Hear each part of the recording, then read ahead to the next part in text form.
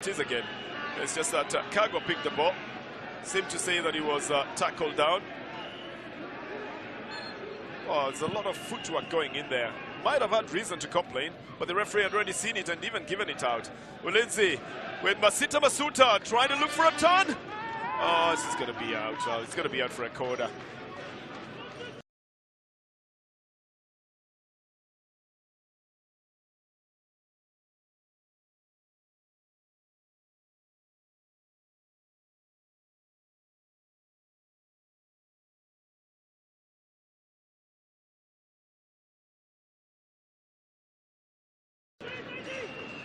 Masita is appealing painfully to the referee for something here.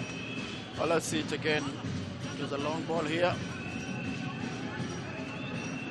Took possession from Josh. It's a clean tackle. The ball goes out of the field of play.